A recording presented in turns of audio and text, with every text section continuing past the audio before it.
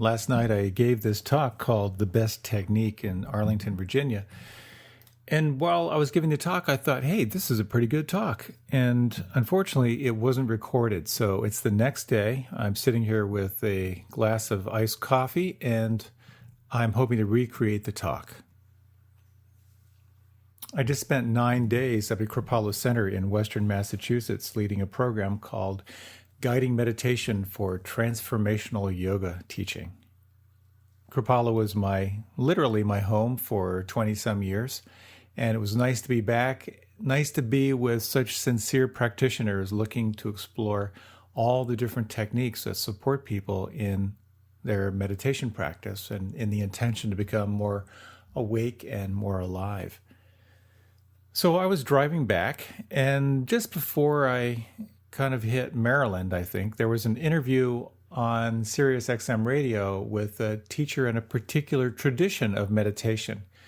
And basically, this teacher was either saying or implying that the technique he had been teaching all these years was the best. He would say it's effortless, the research is in, et cetera, et cetera. And I don't know if I want to actually name the style of meditation, but it does rhyme with Transcendental meditation. Now, I am very, very grateful to the whole Transcendental meditation movement. When I was 15, I just happened to stumble into the technique. And from my very first experience of doing mantra meditation, I had a very deep sense, really kind of a knowing that I would be doing this for the rest of my life. It had such a profound effect on my 15-year-old brain. I found myself more creative, more confident, more relaxed, less reactive, more responsive, really quite miraculous. And fortunately, I found some like-minded people, and it kept a consistent practice all the way through high school and then all the way through college. In fact, I co-managed a 1,000-acre farm, and oftentimes we would be doing our plowing in the spring, and we'd all take a break and hop into a pickup truck and drive to the corner of a field and sit for 20 minutes and then go back to our respective machines. I was reminded of that because I arrived early for class and sat and meditated in my car for a while. I've done a lot of meditation in vehicles over the course of my life. So the question is, what is the best practice? That's what I'd like to explore tonight. And I'm still not sure when I'm going to do the big reveal, but probably toward the end. What I would like to talk about are really 4 things. First is how important intention is whenever you engage into any practice that's designed to bring you more alive and more awake. There are certain practices and techniques that are related to the intention to awaken present moment awareness. Practices and techniques that are related to the intention to see clearly. And there are practices that are related to opening the heart, the compassion practices. And finally, the techniques that are related to opening to the mystery, of surrendering to reality itself. So the first question really becomes, what is your intention? Why are you engaging into a practice?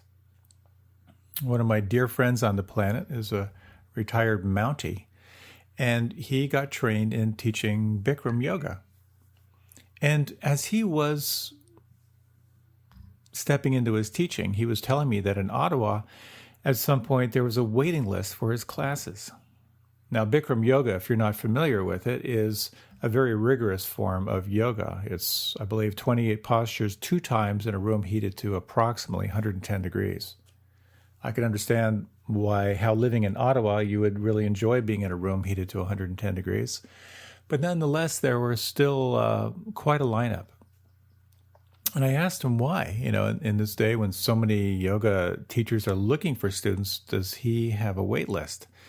And he said kind of nonchalantly, Bikram buns. And if you're not familiar with Bikram buns, it's that tight little yoga butt. So there's an intention. We're all drawn to practice, and it might be the practice to get more healthy, to tighten up your butt. It might be to reduce stress. It might be to really sincerely open up to your true purpose in life, or to see into the nature of reality. There are many, many different doorways. And I've noticed that oftentimes there are people who are drawn to spiritual practice who have had a fair degree of success in their life. Enough to sense that achieving their goals did not create long-term happiness. And there's a sense of wanting to know what's transcendent of that. Where does deeper happiness come from?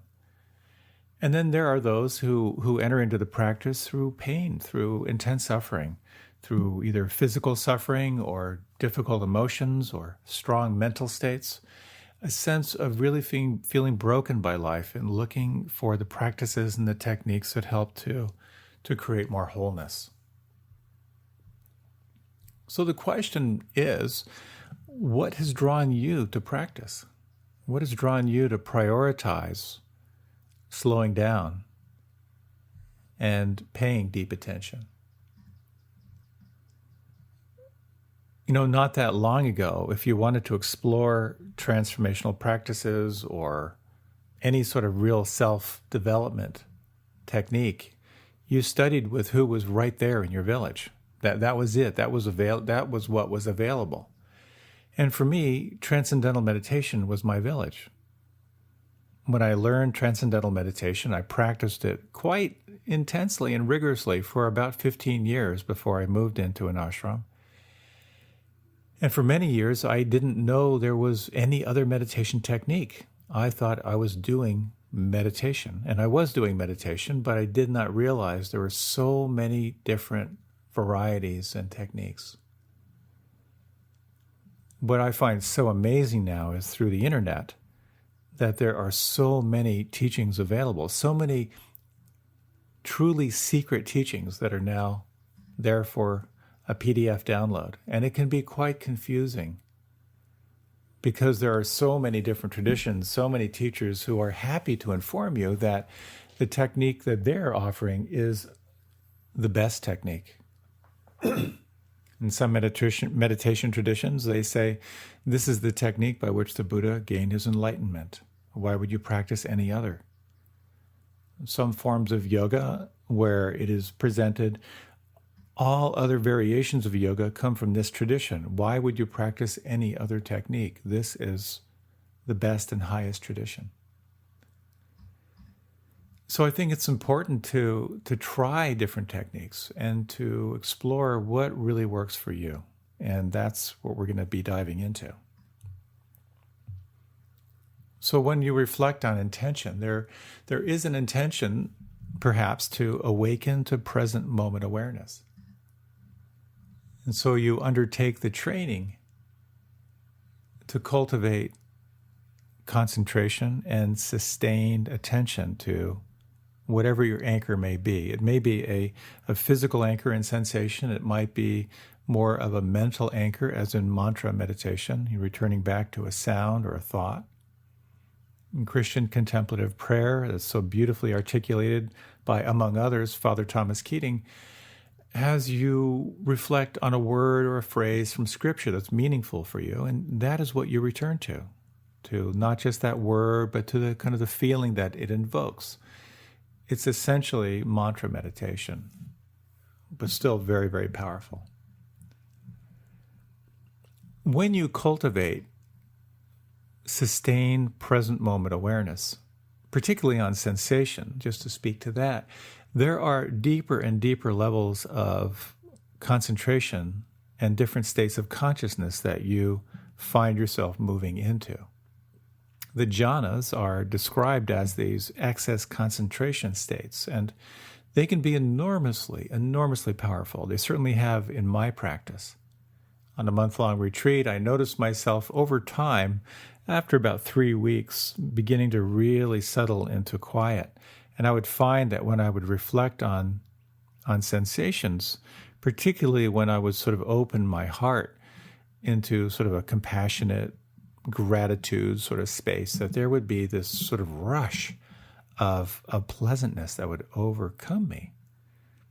And this is the first jhana, or the first sort of state of concentration, where there's sort of an upwelling. Sometimes it's described as a sense of rapture. And in practicing these techniques, you sort of shift from the anchor of the senses to the state itself. And as you reflect on this pleasantness, this sort of upwelling of joy, really, you begin to sense that it's somewhat fragile. So you begin to explore, what is it that's more stable beneath just these pure sensations? And there your attention can sort of stabilize in a quality of joy. And sort of at first blush for myself, I thought, this is it, I've arrived.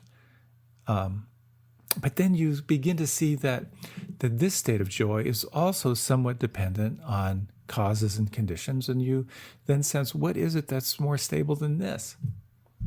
And then that can guide you to a sense of contentment, which has sort of a broader, a richer quality to it than joy, which can be somewhat ephemeral.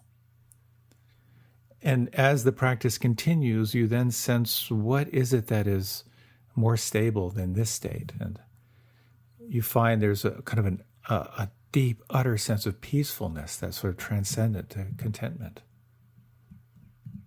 You begin to sense the infinity of space. And as you progress, the infinity of consciousness. And as the jhanas continue to sort of deepen and widen and become more transcendent, it's harder and harder to find words to describe them because they're so deeply experiential and so beyond words. But there is a quality of a sense of no thingness, of a kind of an emptiness of any permanent nature whatsoever. One state is described as neither perception nor non-perception. Just this experience of something very, very hard to describe. And then there is the state of what's called cessation, which externally can look almost like deep sleep, but a state of deep, deep wakefulness. No doubt you have experienced some of these states at different times in your practice. Certainly that deep, deep, rich, pleasant sensation, the joy, the contentment, the peacefulness, perhaps at moments of sensing the infinity of space and consciousness. These states can be accessed through sustaining present moment awareness, relaxing and paying deeper and deeper attention.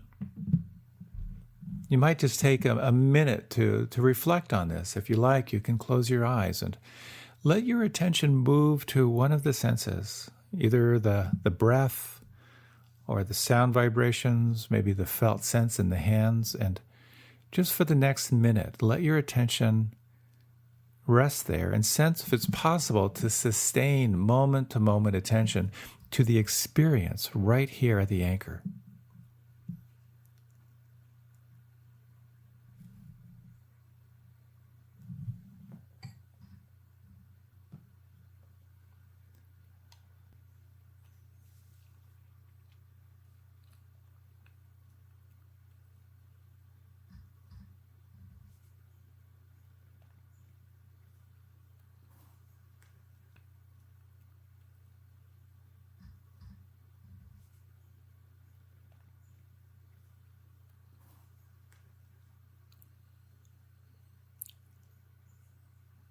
Concentration can be an incredible tool to awaken to present moment attention. Concentration is necessary to be successful in your life, to be able to sustain attention on something you want to create, to penetrate into the direct perception of reality. Concentration is important. It gathers your attention so you can sustain through the waves and modifications of the mind and moods and everything that changes. When you look at a film, a modern film, it's 24 frames per second. So every second there are 24 still images that are passing in front of a light. It looks like motion, but it's actually still images strung together fast enough to create the illusion of movement. And what if it's the same thing with consciousness, that the moment is blinking on and off, and so fast that we can sustain a narrative of flowing time? When you begin to slow down and deeply, deeply concentrate, you can begin to sense how many noticings there is per second. Daniel Ingram, in his book Mastering the Core Teachings of the Buddha, talks about concentration practice with kind of a goal or a suggestion of 10 notings per moment, noticings per moment, or I guess per second. That seemed like too much for me when I last did some intensive practice. I thought, what about 3? Can I do 3 noticings per second? It's a fascinating way to explore concentration and consciousness.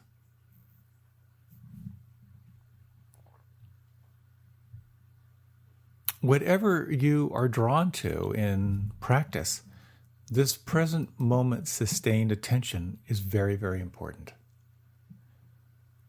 When you are more aware, you see more. You are less reactive, more responsive. You sense patterns in yourself and in others, and there's so much mastery that comes out of your capacity to slow down and be deeply, deeply present. Like Neo in the Matrix, who could dodge bullets. There's a different relationship to time that can occur. I'm not guaranteeing you'll be dodging any bullets anytime soon, but there is something about your relationship to time and developing the sense of concentration. So there's also an intention in spiritual practice to see clearly. As I had the good fortune to be with professional level yoga teachers who had poured a lot of their attention into developing their skill and their craft, we spent many hours in practice and exploring different techniques. Well, concentration is very, very important. At the same time, concentration is not a liberation practice. It brings you deeply into the experience of here and now. But as you develop your capacity for self-observation without criticism, your capacity to witness what is changing, therein lies the possibility of becoming more free where you were not free before. It's just a little story. One woman was sharing how she was in the middle of our intensive practice and was sort of overcome with a panic attack where she thought, I can't teach this. There's no way I can successfully teach these techniques. And she had enough of the witness, enough of the sense of self-observation to sort of pause and look at that belief. And it occurred to her, what if that belief isn't true? Like, where did that fundamental belief come from? And she could pretty instantly sense it as part of the narrative of her mother, constantly questioning her ability to do anything. And so she reflected on who she was without that belief.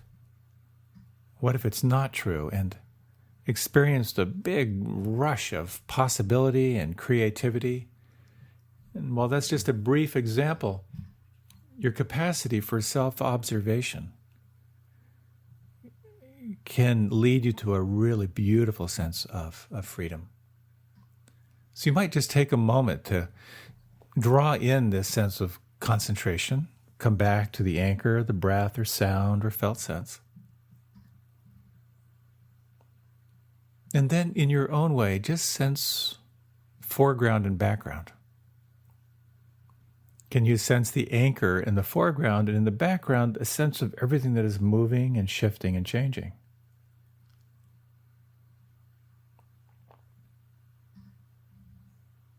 And now, can you sense who you are or what this observer is?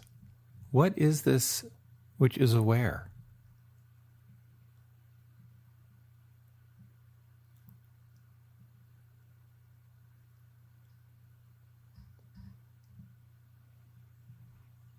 We bring into our life, we bring into our practice an intention to see clearly. There is something inside that wants to see what is true. And so you begin to study the self. You begin to look closely at what is happening in your relationship to it. What is this experience of life in a body? These impulses that carry you from day to day, where do they come from?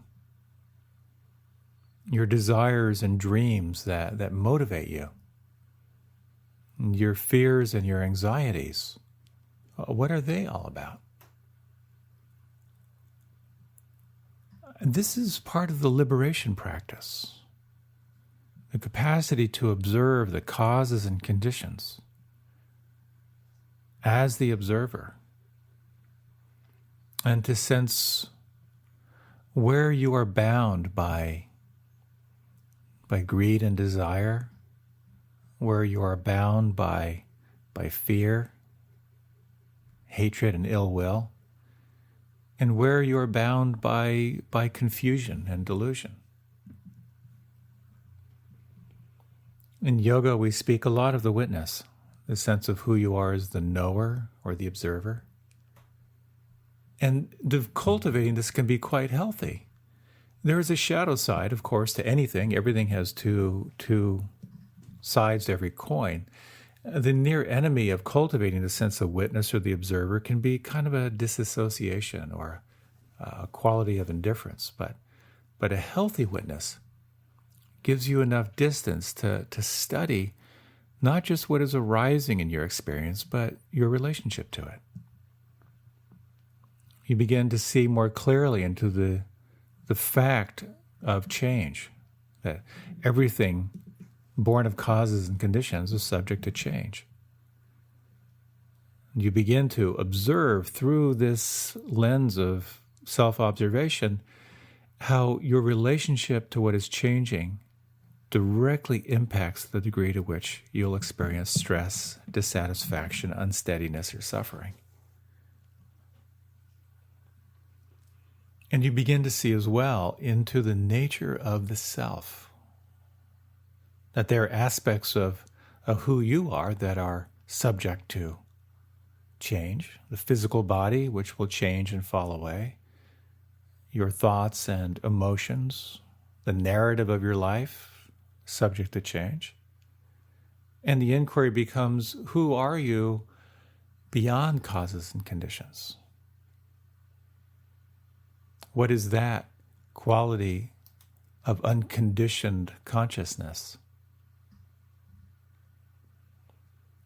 And so with the intention to see clearly, you bring yourself present. You become a student of the self, a student of reality, and you begin to see into the nature of things.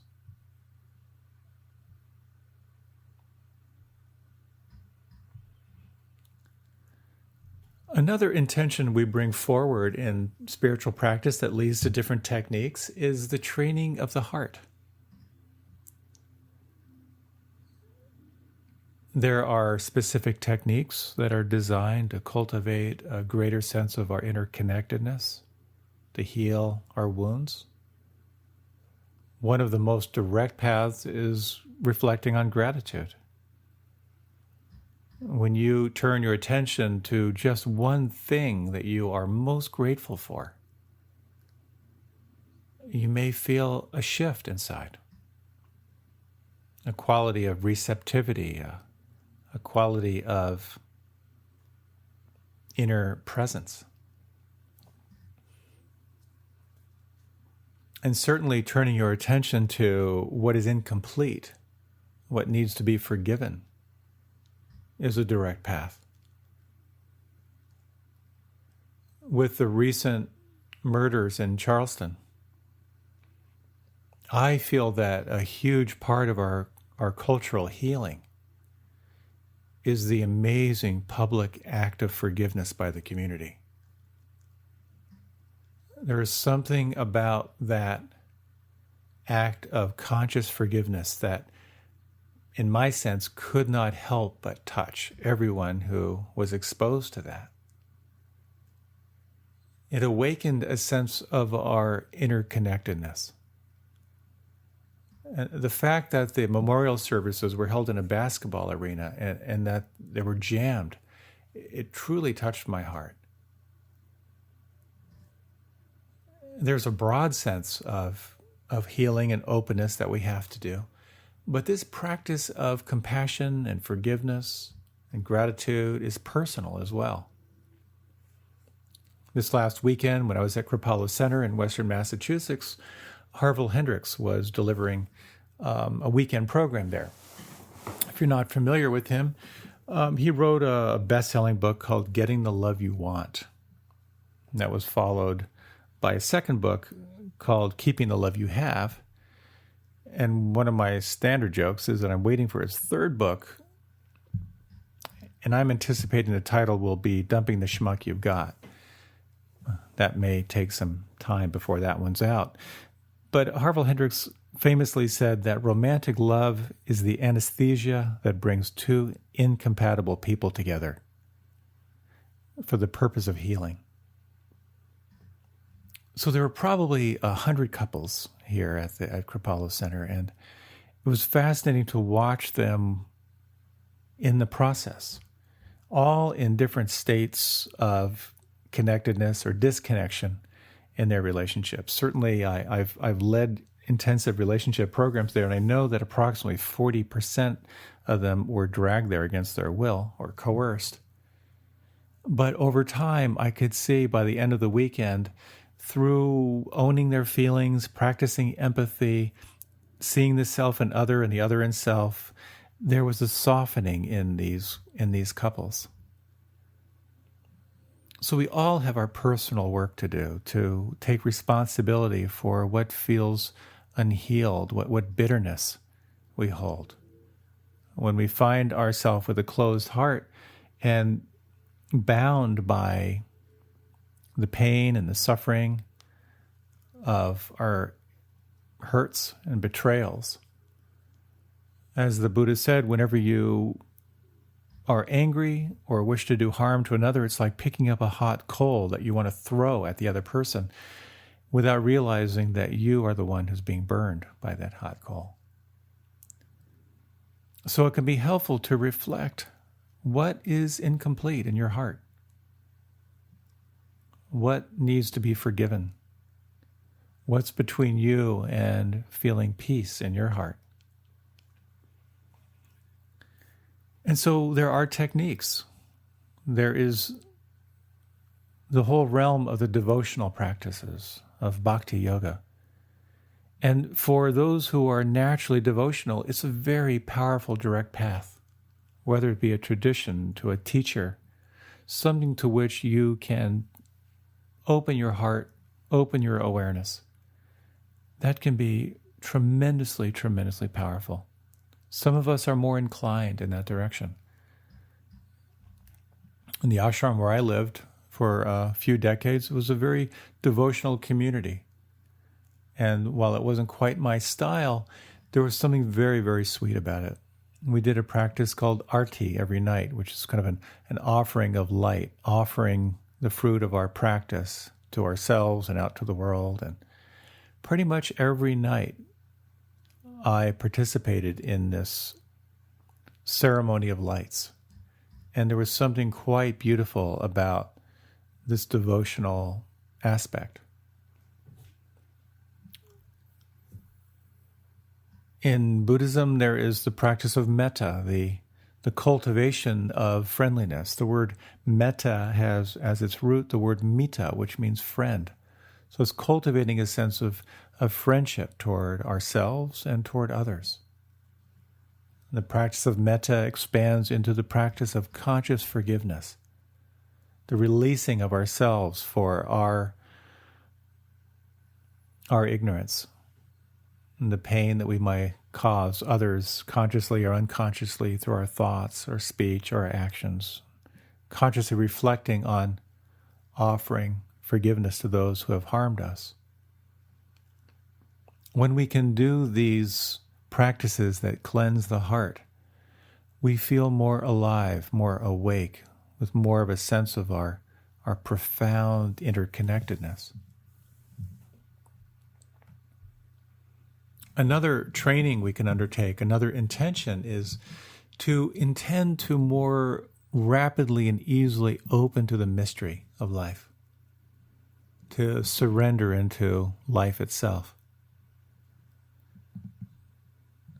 For myself, from an early age, and certainly reinforced through my intensive practice of yoga and meditation, and being able to live in an ashram where so many teachers came through, offering so many different techniques and trainings and traditions, I realized a number of years ago that much of my spiritual practice has been about chasing lights and rainbows, gunning for some mystical experience that was going to finally explain it all to me. And I have had some amazing experiences in my life. When I first moved into the Kripalu Yoga Ashram, the guru was practicing something called Shaktipat, which was going into deep meditation with chanting that could invoke a really exquisite, powerful kriyas or purifications. And meditating those first years in the ashram were simply extraordinary. To experience the light and radiance in yoga and meditation, to touch into that deep steadiness, to be able to sustain attention in those jhana states, to feel bliss, the bliss of emptiness and cognizance, and to sense these deep characteristics of reality through my practice, absolutely extraordinary. Wonderful, informative experiences. And I have come to see that it's less and less about chasing those states and more about surrendering into what is. As the saying goes, it's more about letting life happen than making life happen. But in practice, we find that effort is required. Cultivating and sustaining moment-to-moment, present-moment awareness is very, very important. Practicing the techniques that allow you to observe without judgment, integral, very, very important. Opening the heart, cleansing the heart, very important. And developing your capacity to allow, to let it be, also very, very important. I was recently with a dear friend of mine who is quite a depth practitioner. And he said something that has informed my practice recently. And he said that in his experience, his sense is that enlightenment, if you will, is simply a state of no desire. That has resonated for me. What does that mean to have no desire? And what I find is in the moment, experientially, even when I reflect on that, there is a sense of receiving what is here. The more I can suspend desire, the more I can actually contact and welcome what is already here. And this is an integral part of this practice of opening to the mystery.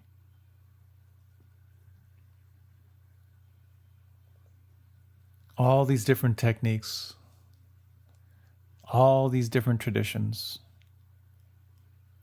ultimately, I think where they lead us is recognizing that life itself is a pathless path. Ultimately, no matter what the technique or what the tradition, it comes down to two questions. What is happening right now? And how does this moment want you to be with it?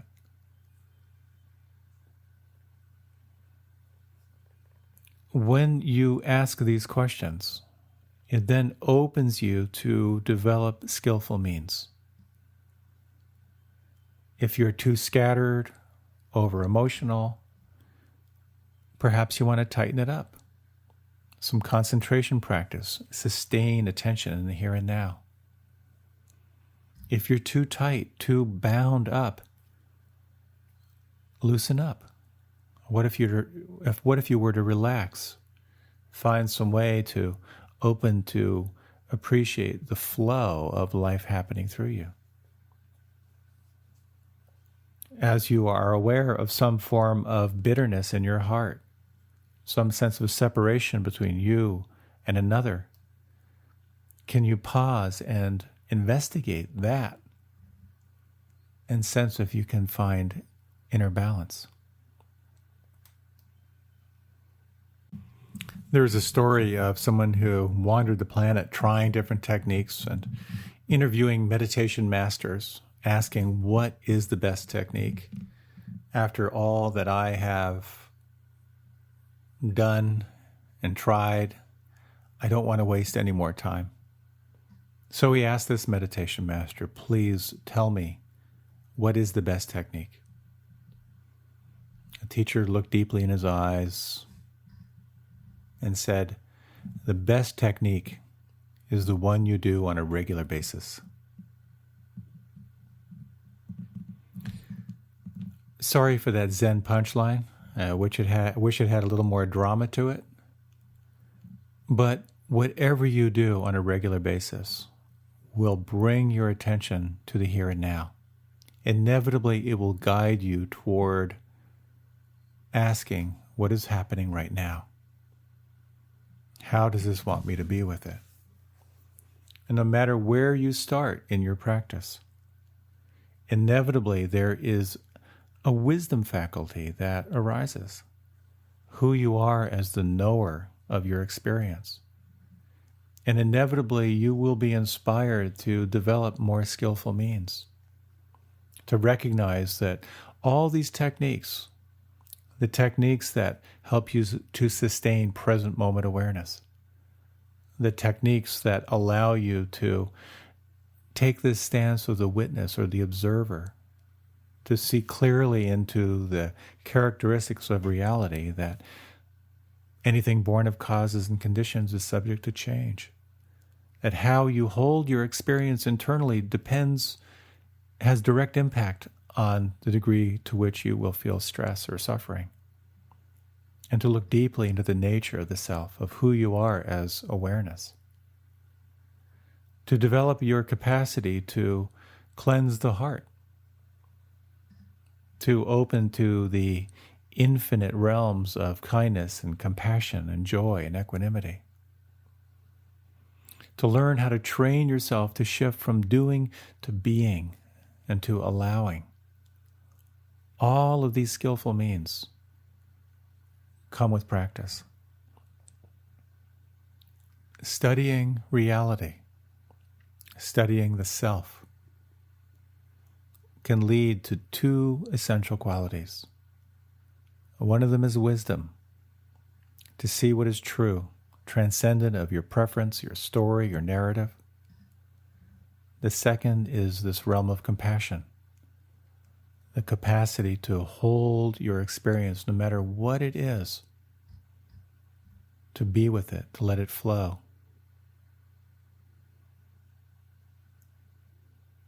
Let's take a few minutes to reflect on these techniques. You might for a moment bring your attention to one anchor of breath or sound or the felt sense in the hands.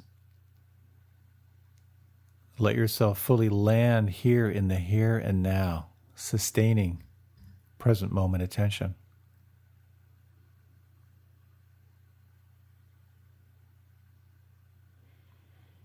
Can you sense who you are as the observer? Can you sense this quality of foreground and background and awareness of everything that's changing and moving and shifting in your experience?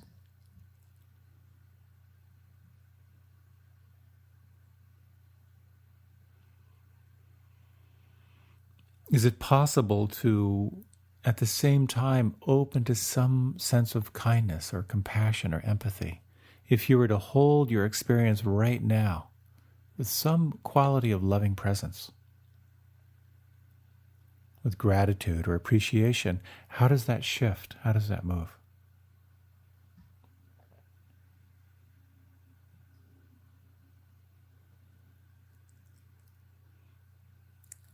And is it possible in these final moments to hold all of this in an appreciation of the mystery, of simply allowing it to be, allowing it to flow?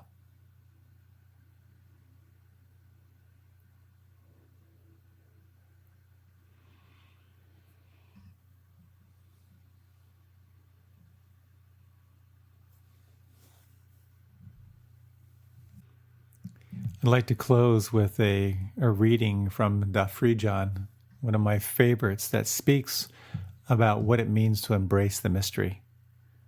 And this little speech was delivered to some of the youngest children in their spiritual community. So you might imagine this speaking directly to your inner 2-year-old.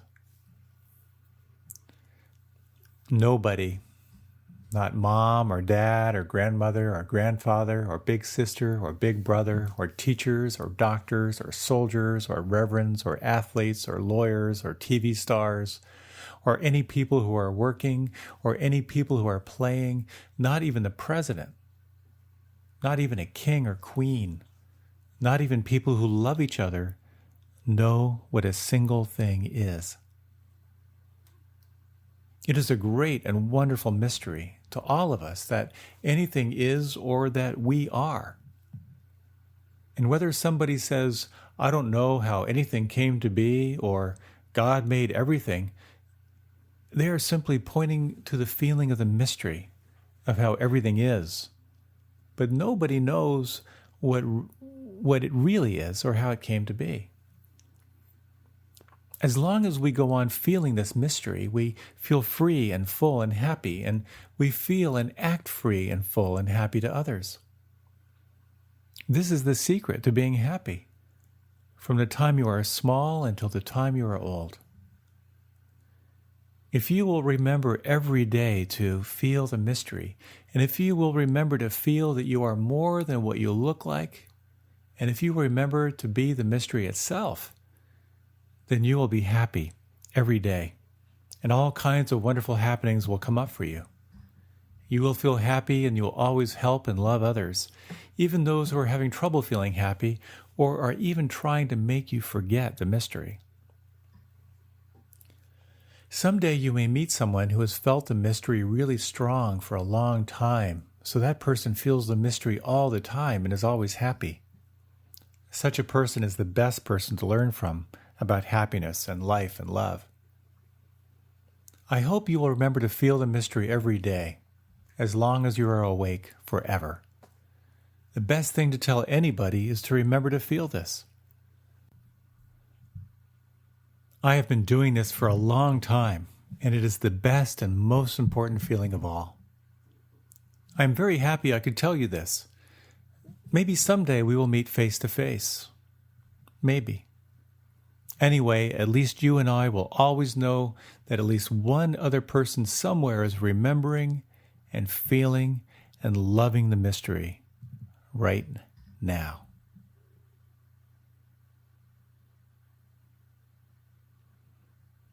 Thank you so much for your time and attention.